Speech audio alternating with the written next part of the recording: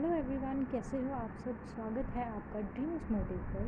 तो हम बात कर रहे थे लास्ट फॉरगिवनेस अपनी स्टोरी की। अब तक मैं आपको बता चुकी हूँ कि दोनों के बीच में प्रपोज़ल हो चुका है और दोनों की मैरिज भी हो चुकी है और अब स्टीफन एंड सोफिया दोनों अपनी मैरिड लाइफ की शुरुआत कर चुके हैं। तो स्टार्टिंग के कुछ दिनों नहीं कहूँगी मैं, कुछ महीनों तक बहुत सब कुछ एकदम नॉर्मल बहुत अच्छे से चलता रहा। स्टीफन भी बहुत ज़्यादा केयरिंग था सोफिया के लिए एंड बहुत ज़्यादा पॉजेसिव था। दोनों एक दूसरे के बीच में दोनों की बहुत अच्छी बॉन्डिंग थी, एक दूसरे से काफ़ी सारी चीज़ें शेयर करते थे एंड मतलब दोनों की जो लाइफ थी वो बहुत अच्छी चल रही थी। लेकिन मैंने कल आपको बताया था कि ये मैरिज जो है ये हैप्पी एंडिंग नहीं है सोफिया के लिए। मैरिज के बाद न्यू चैप्टर स्टार्ट होगा जिसमें सोफिया के लिए एक बहुत ही ज़्यादा बैड न्यूज़ आने वाली है। तो वो बैड न्यूज़ क्या थी? तो दोस्तों, अगर आपको याद होगा फर्स्ट पार्ट कैरेक्टर में इंट्रोडक्टरी पार्ट में मैंने आपको बताया था कि सोफिया तो बहुत ही पोलाइट, स्वीट और काम सी लड़की थी। मतलब बहुत प्यारी सी लड़की थी। ये चालबाजी करना या चीट करना किसी को, ये सब तो मतलब उसने कभी सोचा ही नहीं था अपने ड्रीम में भी कि ऐसा वो करेगी किसी के साथ। एंड उसकी जो फर्स्ट प्रायोरिटी जिस चीज़ को उसने दी थी तो वो लास्ट फॉरगिवनेस थी। फॉरगिवनेस मैंने आपको टाइटल बताया था। लेकिन मैंने आपको at the same time Stephen के बारे में जो बताया था, तो स्टीफन एक मास्टरमाइंड है, प्ले बॉय है। उसको हर दिन नई नई गर्ल चाहिए होती है, फीलिंग्स के साथ खिलवाड़ करना ये उसका एक न्यू गेम है, मैंने आपको बताया था। तो वही चीज़ अब यहाँ पे स्टार्ट होने वाली है।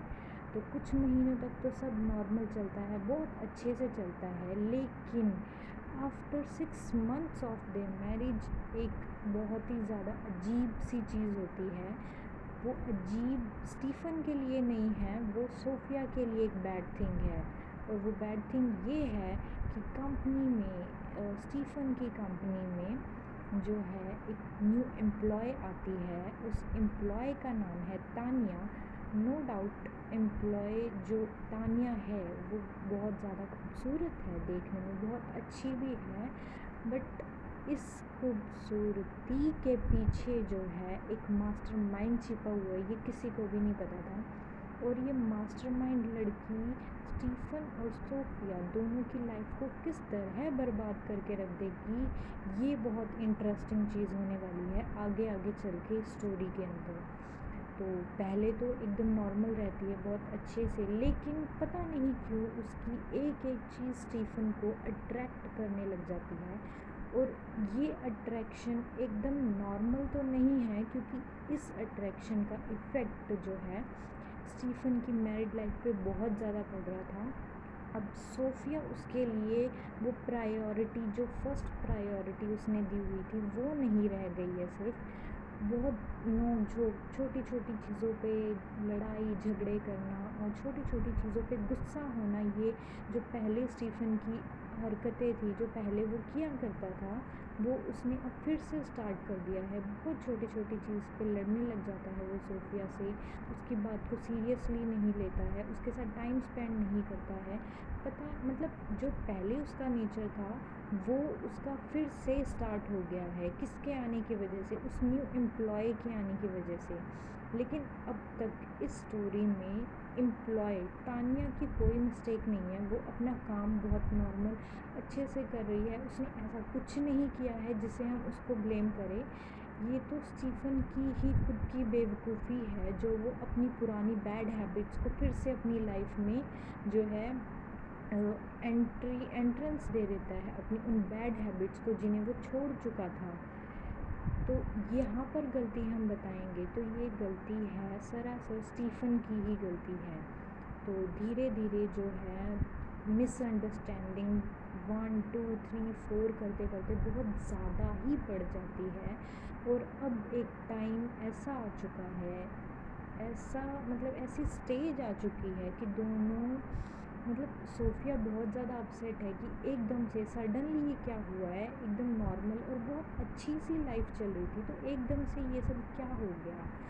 1 साल बाद, सिर्फ 1 साल ही नॉर्मली वो लोग मतलब रह पाए हैं, और इतने में ही ये इतना सब उसके साथ हो गया कि वो केयरिंग नहीं रहा और उसकी बात नहीं सीरियसली लेता है, एंड पोजेसिवनेस गायब हो चुकी है। छोटी छोटी बात पे चिड़चिड़ापन, गुस्सा, लड़ाई झगड़े, सिर्फ ये उसकी लाइफ में रह गया है। और सोफ़िया बेचारी फर्स्ट प्रायोरिटी उसने फॉरगिवनेस को दी थी और वही करती आ रही है। उसने इतना ज़्यादा स्ट्रगल, इतनी ज़्यादा प्रॉब्लम्स फेस की थी, उसको ये नहीं पता था कि वही प्रॉब्लम जिसका साथ जो है ज़िंदगी भर तक उसका निभाएंगी, मतलब इन्हीं प्रॉब्लम्स के साथ साथ उसको अपनी लाइफ आगे तक स्पेंड करनी पड़ेगी, वो ये चीज़ भूल चुकी थी। लेकिन अब उसने अपने मन को भी है समझा लिया है कि ये मेरी लाइफ है, मुझे फॉरगिव करना ही पड़ेगा और आगे आगे तक करना पड़ेगा, क्योंकि मेरी लाइफ जो है वो नॉर्मल नहीं चल रही है। और मुझे नहीं लगता है कि अगर मैं भी स्टीफ़न की तरह लड़ाई झगड़े करने लग जाऊँ या फॉरगिवनेस को अपनी प्रायोरिटी को भूल जाऊँ, तो मेरी लाइफ नॉर्मल नहीं चल सकती है बिल्कुल। मे बी उसका जो ये रिश्ता चल रहा है वो ये रिश्ता भी टूट सकता है। तो आगे की स्टोरी में ये सब कुछ हुआ, तो एकदम से फर्स्ट ईयर हो चुका है, मैंने आप लोगों को बताया, और अचानक से सोफ़िया की तबीयत बहुत ज़्यादा ख़राब हो जाती है, वो बहुत लो फील करती है। वो उसने कई बार कोशिश की कि वो इस बारे में स्टीफ़न से बात करे, लेकिन स्टीफ़न उसकी बात सुनने तक को तैयार नहीं है। आज एक स्टेज ऐसी है, 2-3 बार वो बता भी चुकी है, लेकिन बहुत बहुत ज़्यादा प्रॉब्लम उसे होने लग गई है, बहुत ज़्यादा लो फील करती है वो, बहुत ज़्यादा वीकनेस, बहुत ज़्यादा डलनेस एंड फेडेड सा उसका फेस हो चुका है। तो अभी उसने मतलब लास्ट बिल्कुल फाइनल डिसीजन सोफ़िया ले चुकी है कि उसको डॉक्टर को दिखाना चाहिए। एंड आज वो दिन था उनकी मैरिज को, ये नोक झोंक, लड़ाई झगड़े, इनके साथ साथ उनकी मैरिज को आज 2 साल हो चुके हैं। कोई पार्टी नहीं थी, क्योंकि उनकी लाइफ जो है नॉर्मल तो नहीं चल रही है बिल्कुल भी।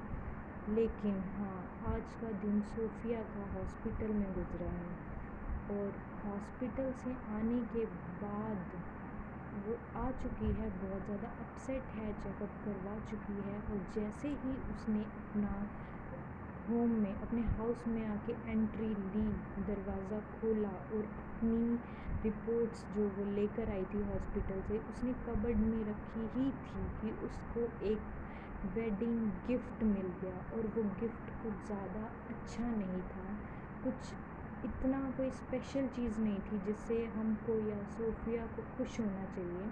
और वो गिफ्ट ये था कि जैसे ही उसने अपनी रिपोर्ट्स को कबर्ड में रखा था, उसके हाथ में स्टीफ़न ने एक और पेपर थमा दिया था, एंड उससे कहा था कि this is your wedding gift. तो पहले सोफ़िया खुश हो जाती है देखकर कि चलो, इतनी लड़ाई झगड़े और इतनी नोक झोंक के बाद एट लीस्ट आज वो दिन आया है जब स्टीफ़न ने मुझे मतलब गिफ्ट दिया है, एंड मे बी हमारी जो अब तक की लड़ाई झगड़े चल रहे थे वो सॉर्ट आउट हो जाए। लेकिन ऐसा कुछ नहीं था। जैसे ही पेपर ओपन करके सोफ़िया उसको रीड आउट करने लगती है, तो वो पेपर्स थे डाइवोर्स के। जी हाँ दोस्तों, मैं आपको एकदम मतलब मैं खुद शॉक्ड हूँ ये जान के कि स्टीफ़न ऐसा कर कैसे सकता है। और मतलब वो सोफ़िया की बात सुनने को रेडी हो भी जाए, लेकिन अब जब एम्प्लॉय तानिया को ये पता लग चुका है कि अट्रैक्टिव बहुत ज़्यादा स्टीफ़न होने लगे हैं, तो उसको भी मनी तो उसको भी चाहिए, एंड उसने सोचा क्यों ना इस चीज़ का फ़ायदा उठाया जाए। तो सबसे ज़्यादा उकसाने में हाथ तानिया का ही था, जो आज इतनी ज़्यादा बात आगे बढ़ चुकी है कि वो पेपर सोफ़िया के हाथ में दे दिए जा चुके हैं। रीड आउट करने के बाद सोफ़िया के मुंह से एक वर्ड तक नहीं निकलता है, वो एकदम साइलेंट हो जाती है और चुपचाप चेयर पे बैठ जाती है, और घंटों कुछ सोचने में बिता देती है कि ये क्या हो गया।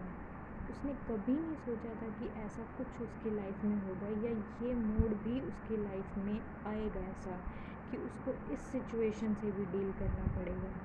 बहुत ज़्यादा सोचती है वो, बहुत ज़्यादा, और इसी सोच में वो 3 दिन अपने जो है वेस्ट कर देती है सोचते सोचते कि मैं क्या करूं, क्या हो गया मेरी लाइफ में, और अब मैं क्या डिसीज़न लूँ, मैं क्या कर सकती हूँ। मैं कुछ नहीं कर सकती क्योंकि स्टीफ़न उसकी बात सुनने तक को रेडी नहीं है, बिल्कुल 1% भी नहीं।